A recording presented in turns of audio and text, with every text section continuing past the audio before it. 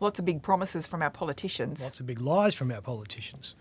They used to blush when they said things like this. We'll take resources like lithium and nickel, essential elements of the batteries that will power the vehicles of the future, and instead of shipping them to another country to make batteries, we'll have what we need to make them right here. And then we can sell them to the world. Now they just say it like it's fact. They aren't even trying to give themselves wriggle room anymore when they're peddling crap to us. We will bring manufacturing back home. If only it was that simple. They must think we're all stupid. So let's create a lithium battery industry. As Albo says, we've got all the raw ingredients here, so it's probably pretty easy, right? Why stop at batteries? We've got all the iron ore. Let's be the world's steel mill. We've got heaps of bauxite. Every West Australian kid who did an Alcoa tour in the hills knows that. So why don't we start producing the world's aluminium? And if we can make all the aluminium and all the steel, why don't we create a car manufacturing industry? Oh, hang on. We did. We produced some pretty good cars, and some not so good ones. And then we realised China does it cheaper, Japan does it more efficiently, and Germany does it better.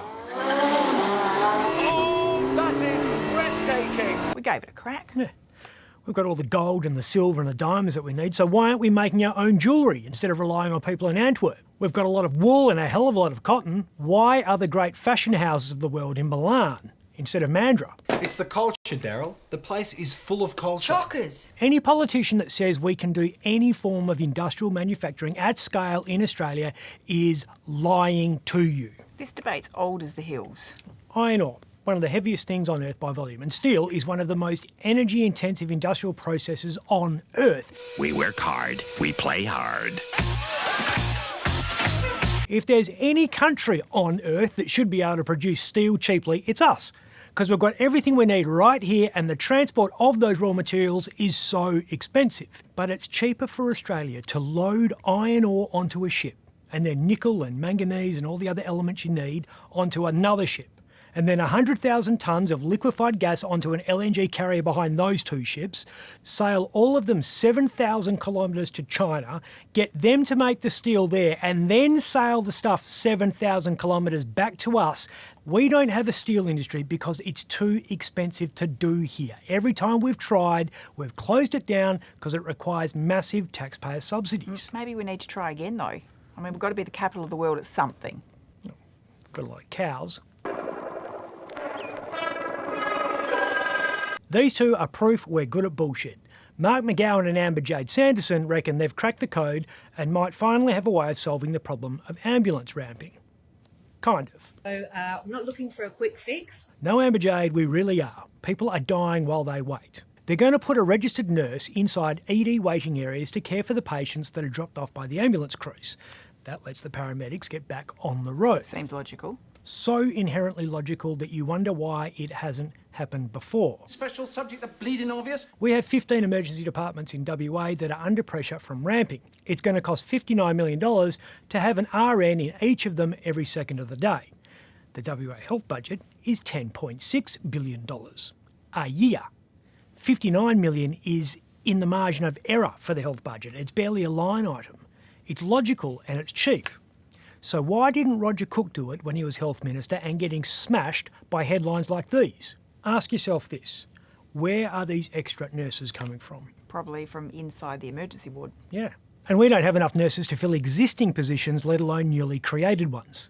We're going to be robbing Peter to pay Paul. We're spending $74 million to free up beds being used by long-term patients who should be in aged care. It provides a better quality of life for those patients who don't want to be in hospital and they don't need to be in hospital. This is exactly the same plan as former Health Minister Jim McGuinty had in 2007, former Prime Minister Kevin Rudd had in 2010, former WA Health Minister Kim Hames had in 2015, former WA Premier Colin Barnett had in 2017, and Roger Cook had when he first became Health Minister. As well as passing the health ball to Amber Jade, Roger apparently also passed the playbook. It is those people who come with category 4 or 5 that are spending longer in the emergency department. And it is those people that we need to divert to either GP clinics or other alternative methods. We're getting a data hub, that's new. So Amber Jade Sanderson can sit there like Neo in The Matrix. I know Kung Fu. $18 million to work out how many free beds we have at any one time. This will be a centralised operations centre for the state health system, both regional and metro. I'll tell you for free, Minister, zero. Is this you being cynical again? No, they know it won't work. She pretty much said so herself. So we don't expect great improvement in the coming months, given we're still in very high caseload numbers of COVID and we are coming into our winter season. And you know how I know it won't work? How?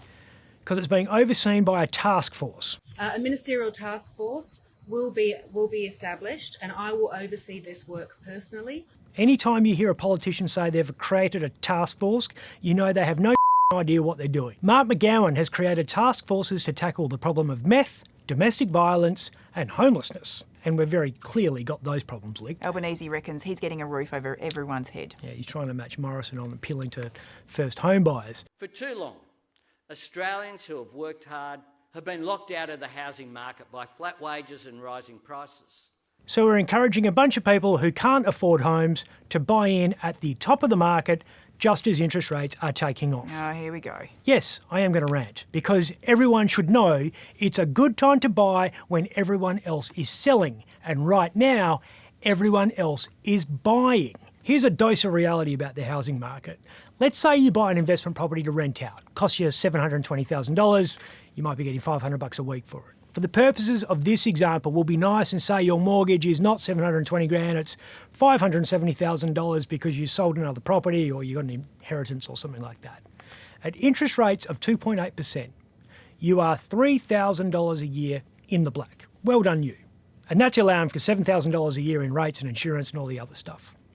At 4%, that $3,000 annual profit is a $3,800 annual loss. At 5%, you are $9,500 a year in the hole, and at 6%, still relatively low interest rates historically speaking, you are more than $15,000 a year out of pocket. The real world difference between life today at 2.8% and life in a couple of years at 6%, and don't kid yourself, it will be at 6%, is massive. Ouch, that's bad. Well, that's just your annual recurrent financial headache. Think about what that means for your capital growth position. If that house is costing you $15,200 a year, you need to be going up in value by almost 5% a year just to break even.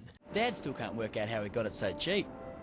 It's worth almost as much today as when we bought it. It's only when it goes up by more than that that your investment starts getting any type of real return.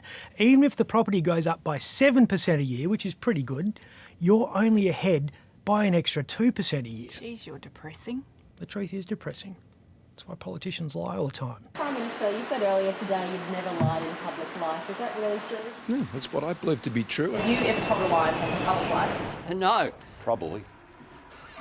I'm Ben Harvey. For more Up Late, click the subscribe button below.